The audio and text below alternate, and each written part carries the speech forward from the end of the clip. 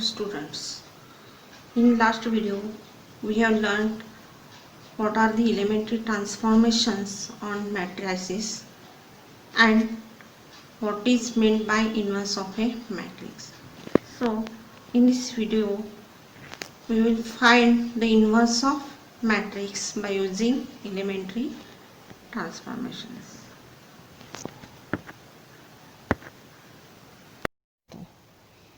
Now the first example is find the inverse of following matrices by using elementary transformations.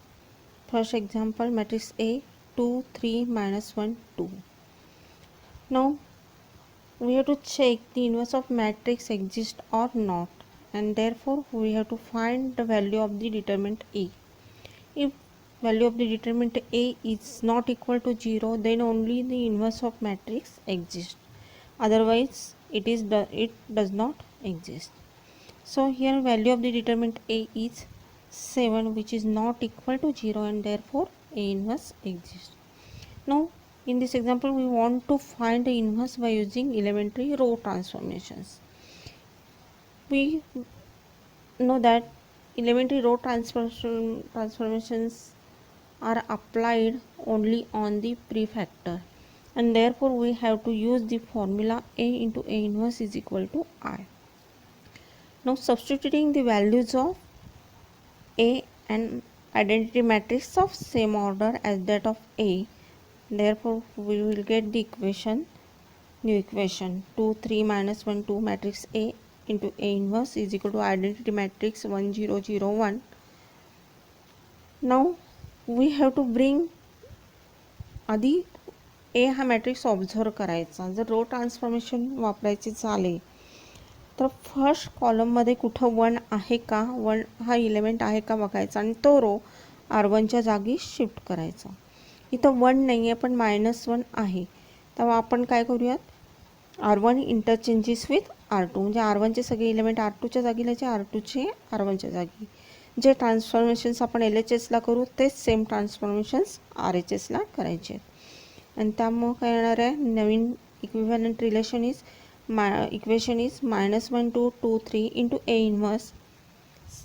Left hand साईडच्या identity मॅट्रिक्समध्ये पण second रोचे element आपण first element रोला लिहूया 0 1, and first रोचे सेकंड रोला लिहिताना 1 0 असे होतील. Now next task is to convert or to reduce the element 2 in of the first column, that is A21 ह्या प्लेसचा जो इलेमेंट आहे 2 तो आपल्याला 0 करायचा आहे. तो कशाचा यूज करून करायचा आहे, तर R1चा जो -1 आहे त्याचा यूज करून आपल्याला 2 0मध्ये रिड्यूस करायचा. तर आपल्याला काय, किंवा पहिल्यांदा आपल्याला -1चा 1 करून घेता येईल by R1 changes to -R1, means we have to multiply each and every element of row 1 by -1. So the new equation is 1 -2 2 3 into A inverse 0 -1 1 0. Now by using this one we have to reduce 2 to 0. Second row first कॉलमचा element आहे तो 0मध्ये convert करायचा आहे. तर ह्यासाठी आपल्याला ह्या वरच्या A11च्या 1चा म्हणजे फर्स्ट रो फर्स्ट कॉलममधला जो 1 आहे त्याचा यूज करायला लागेल. इथं 2मध्ये -2 ॲड केले तर तो 0 होणार आहे. त्यामुळे आपल्याला कुठलं ट्रान्सफॉर्मेशन करायला लागेल, R2 changes to R2 -2 into R1. ह्या 1ला 2 मल्टिप्लाय करून तो मायनस करावा लागेल. By R2 changes to R2 -2 R1. So the equation is 1 -2 0 3 -2 into first रोचा इलेमेंट आहे corresponding element -2 into A inverse 0 -1. इथं फर्स्ट रोमध्ये काही चेंज होणार नाही, सेकंड रोमध्ये फक्त चेंज होणार आहे 1. इथं फर्स्ट रो फर्स्ट कॉलमचं इलेमेंट 0 असल्यामुळे ह्या 1मध्ये काही चेंज होणार नाही. नेक्स्ट 0 सेकंड रो सेकंड कॉलमचं इलेमेंट बघा 0 -2 इंटू त्याचा करस्पॉन्डिंग रो 1चा इलेमेंट आहे तो -1 आहे. हे एवढं डिटेलमध्ये लिहायला लागत नाही. ही स्टेप अशी न लिहिता तुम्ही डायरेक्टली पुढची स्टेप लिहू शकता. 1 -2 0 7 इंटू A इन्व्हर्स म्हणजे डायरेक्टली सिम्प्लिफाय करून तुम्ही लिहू शकता आणि असंच लिहायला पाहिजे. वरची स्टेप मी फक्त तुम्हाला समजण्यासाठी लिहिलेली आहे. Bye R2 changes to 1/7 R2. Therefore हे ट्रान्सफॉर्मेशन कशासाठी केलं आपण, तर आपल्याला डायगोनल इलेमेंटचं कन्वर्शन 1मध्ये करायचं आणि त्याचे यूज करून त्या कॉलममधले रिमेनिंग इलेमेंट्स हे 0 करायचे. त्यामुळं ह्या 7ला 7नं डिवाइड केलं तरच तो 1 होणार आहे. त्यामुळे आपण काय केलं, R2 changes to 1/7 R2. Therefore 1 - 2 0 1. Second रोच्या प्रत्येक इलिमेंटला 1/7 आपण मल्टिप्लाय केलं, मीन्स 7नं डिवाइड केलं. देअरफोर RHSमध्ये पण सेकंड रो बघा 1/7 2/7. आणखी एक करता येईल आपल्याला कॅल्क्युलेशन सोपं करण्यासाठी 1/7 कॉमन काढता येईल. आधी कॉमन काढतो म्हणजे काय, जे कॉमन काढलेलं आहे त्या टर्मना आत मल्टिप्लाय करतो. डिवाइड केलेलं असेल तर मल्टिप्लाय केलं असेल तर divide. And therefore taking 1/7 common from RHS. 1 - 2 0 1 × A 1 is equal to 1/7. Second row मधनंच म्हणजे पूर्ण मॅट्रिक्समधनं कॉमन करतो आपण. त्यामुळे 1/7 काढला म्हणजे इथं 7नं डिवाइड केलं तर ईच अँड एव्हरी टर्मला आपल्याला 7नं मल्टिप्लाय करायला लागेल. हे काय तर फ्रॅक्शन वापरून कॅल्क्युलेशन करणं अवघड जातं, ते सोपं करण्यासाठी आपण हे केलं. तुम्ही डिरेक्टली आहे असं वापरू शकता. 0 - 7 1 2. आता तुम्हाला ह्या 1चा यूज करून A1 2चा इलेमेंट 0 करता येईल. By R1 changes to R1 + 2 R2. and therefore 1 - 2 plus 1 1/7 into 0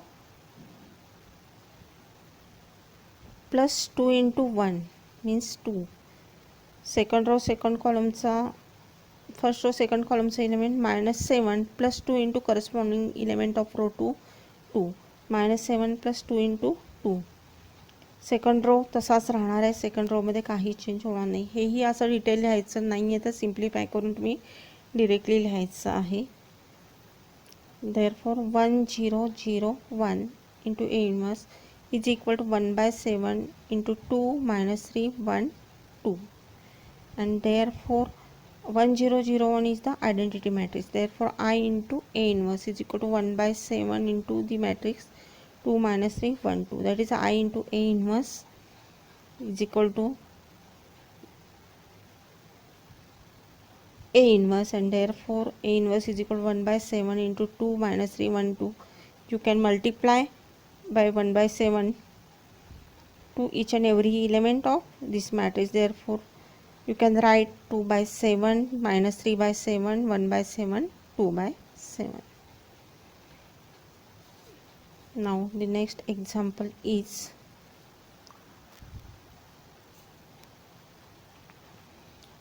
find inverse of following matrices by using elementary transformation. Here A is the matrix of order 2 3/3. Now first check determinant A is not equal to 0. Here value of the determinant A, determinant तुम्हाला सगळ्यांना expand करणं येतं, त्यामुळे ह्याची value मी directly दिलेली आहे 4 which is not equal to 0 and therefore A inverse exists.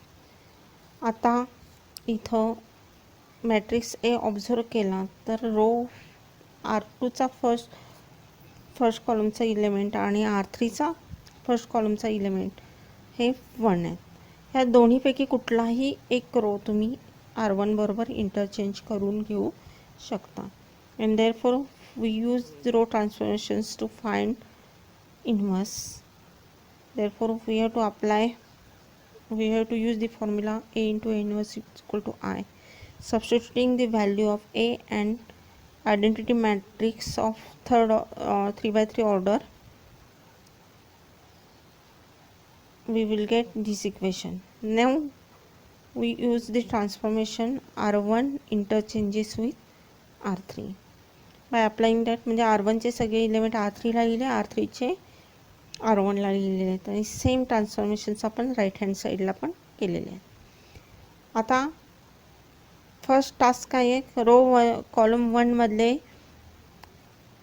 A21 आणि A31च्या प्लेसमध्ये row second आणि थर्डचे इलेमेंट आहेत ते 0 करायचे कॉलम 1साठीचे. तर इथं R2-R1 केलं तर 0 होईल आणि R3-3R1 केलं तर 0 होईल. अशी 2 ट्रान्सफॉर्मेशन्स एका स्टेपमध्ये तुम्ही करू शकता जेव्हा ती दोन्ही ट्रान्सफॉर्मेशन्स इंडिपेंडंट आहेत. इंडिपेंडंट म्हणजे काय, सपोज आपण R2 चेंज केला आहे आणि त्याचा वापर आपण R3साठी पण करतो आहे असं नाही, त्याला डिपेंडंट म्हणतात. त्या R2वरची ऑपरेशन्स वेगळी आहेत आणि R3वरची पूर्णपणे वेगळी आहेत. त्यामुळे ह्या 2 स्टेप तुम्ही एकत्र करू शकता. अँड देअरफॉर R2-R1 केल्यावर काय होणार, 1 - 1 0, 1 - 4 - 3, 0 - 5 - 5. Similarly R3-3R1, 3 - 3 into 1 0, 4 - 3 into 4 -8, 3 - 3 into 5 that is -12. Similar ट्रान्सफॉर्मेशन्स तुम्हाला RHSवर करायचे. रो 1मध्ये काही चेंज होणार नाही, तेव्हा 0 0 1. सेकंडमध्ये तुम्ही R2-R1 करणार आहे. 0 minus corresponding element of R1 is 0 0, 1 minus corresponding element of R1 1, म्हणजे 1 - 0 आलं तर 1 आला. आणि इथं 0 minus corresponding element of R1 that is 0 - 1 -1. Now see the transformations on R3.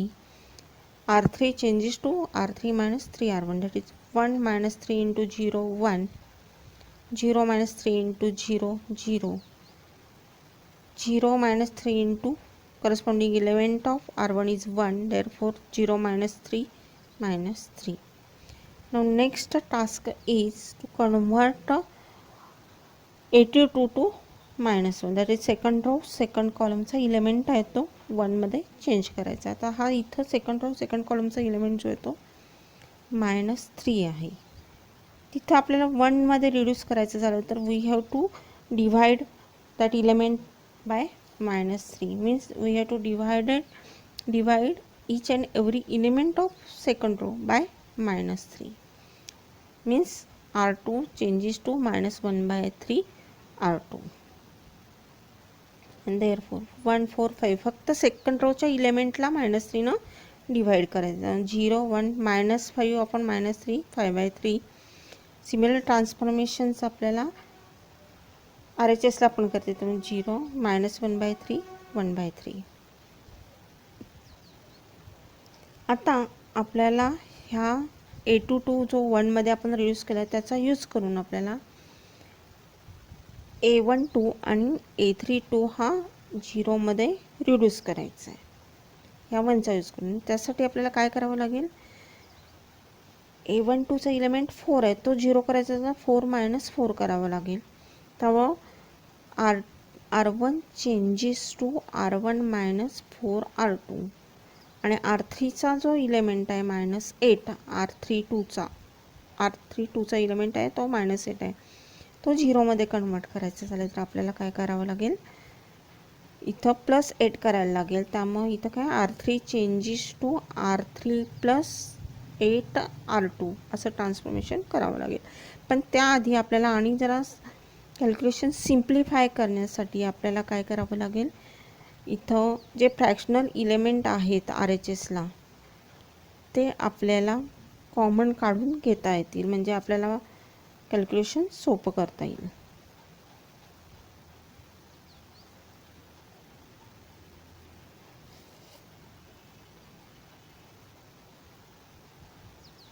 Taking 1/3 common from RHS. आता मागच्या स्लाईडमध्ये असल्यामुळे तुम्हाला ते दिसणार नाही, तुम्ही व्हिडिओ बॅकवर्ड येऊन बघू शकाल नंतर. मी काय फक्त RHSमधून 1/3 कॉमन काढला आहे. 1/3 कॉमन काढला आहे म्हणजे मॅट्रिक्सच्या प्रत्येक इलेमेंटला मी 3 मल्टिप्लाय केलेलं आहे आणि बाहेर 1/3 मल्टिप्लाय केलेलं आहे. त्यामुळे तुम्हाला नवीन इक्वेशन हे असं दिसेल. आता मी मगाशी सांगितल्याप्रमाणे काय करता येईल तुम्हाला, R1 changes to R1 - 4 R2, R3 changes to R3 + 8 R2 करता येईल आणि हे ट्रान्सफॉर्मेशन वापरून तुम्हाला नवीन इक्वेशन मिळेल. इथं सेकंड रोमधले A12 आणि A32चे एलिमेंट 0 झालेले आहेत, त्याच्यासाठीच आपण ट्रान्सफॉर्मेशन केलेलं आहे. थर्ड कॉलम बघा, सेकंड कॉलमचे म्हणते आहे. आता थर्ड कॉलमचे बघा, R1 changes to R1 minus 4R2, 5 minus 4 into 5/3, त्याचा रिझल्ट येईल -5/3. आणि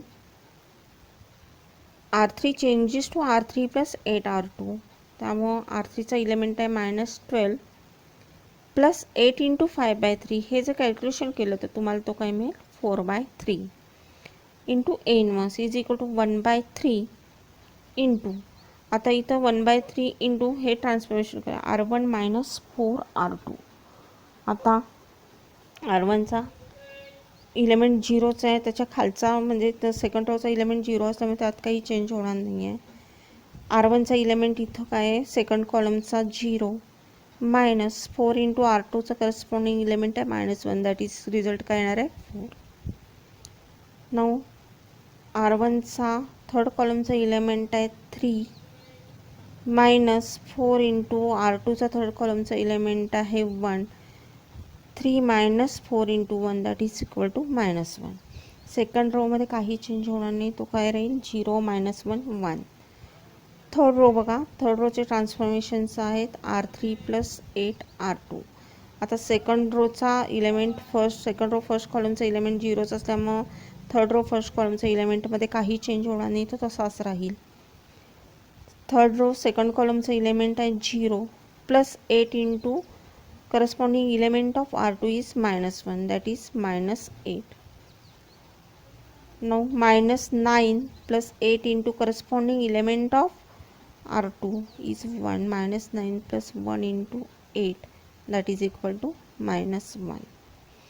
Now next task is to reduce A33 means element in the place of third row third column to 1, and therefore by R3, आता हा 1 मध्ये convert करण्यासाठी 4/3 आहे, तर त्याला 3/4 न मल्टिप्लाय केलं पाहिजे. Therefore R3 changes to 3/4 R3, and therefore we will get 0 1 -5. फक्त थर्ड रोचे इलेमेंट्स चेंज होणार आहेत 0 0 1 into A inverse is equal to 1/3. जे ट्रान्सफर इकडं आपण RHSच्या पण मॅट्रिक्सच्या थर्ड रोला आपल्याला 3/4 न मल्टिप्लाय केलं पाहिजे. therefore this is equal to 1/3, 0 4 -1. First row second रोमध्ये काही चेंज नाही आहे. थर्ड रोच्या इलेमेंटला 3/4 न मल्टिप्लाय केलं पाहिजे. therefore 9/4 -24/4 -3/4.